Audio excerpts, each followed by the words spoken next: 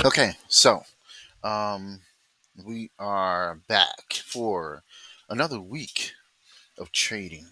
Trading, another week of trading. I enjoyed it. I mean, it's kind of hard for me to put down the mouse and not explore the charts. I had been making a big list of of settings that I have for my um, Project X indicator. I call it Project X.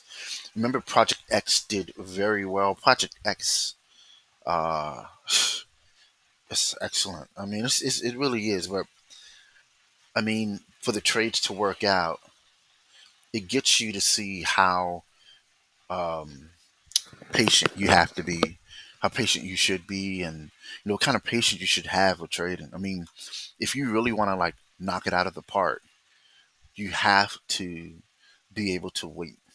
I know we like to think, oh man, a few hours, you're not going to get big returns like that. I mean, maybe you should be a scalper or something. I mean, I don't do scalping.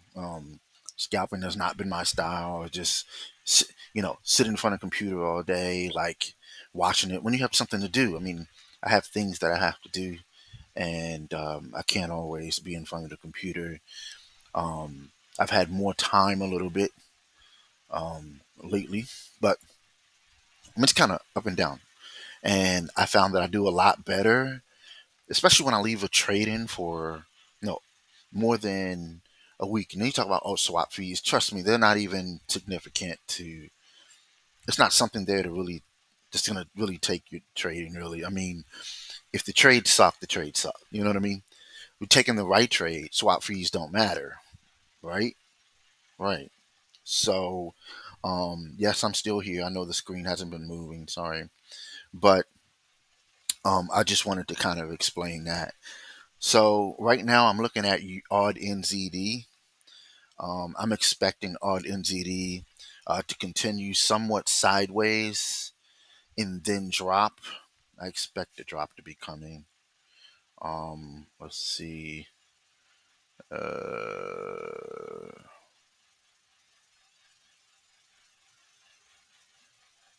Wait a minute. Did I skip it? Oh yeah, I skipped it. Let's see. I'm standing up and using my leg. Okay. So all right. So this is strongly.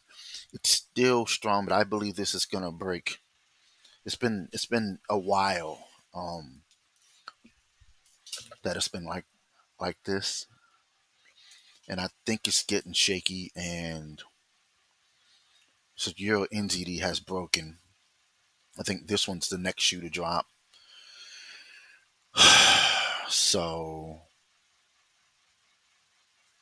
I mean, I would get ready. Oops, did I just? Oh, I didn't do my entire screen. I did the window. Well, I don't know. We'll see how it turns out, but I'll re-record if I have to.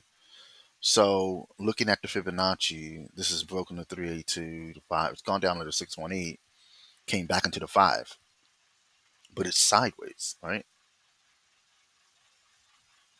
When it's like this,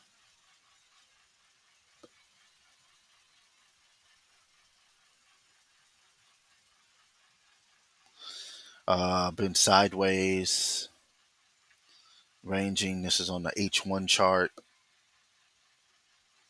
So we see it came down here. I'm expecting this to close here. But this broke, and once it got out, it retested the market structure here and just continued to break out.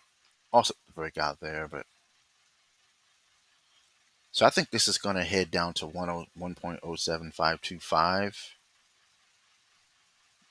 again. So that's part of that range, you know, um, that it's been doing. I think it's going to continue. Um, Broke past that a couple of times, and so I'm shorting this when the market opens. It's around 4:33 p.m. on Sunday. So I'm expecting a nice drop. 365 pips. So I'm going to be in for the sell, and I'm going to kind of have a trailing stop a little bit, like just a manual trailing stop. Like I'm resetting it manually, as it goes. Once it hits 33, 30 pips, 33 pips, I'll move my stop to entry and try to follow it then. So we'll see how this goes.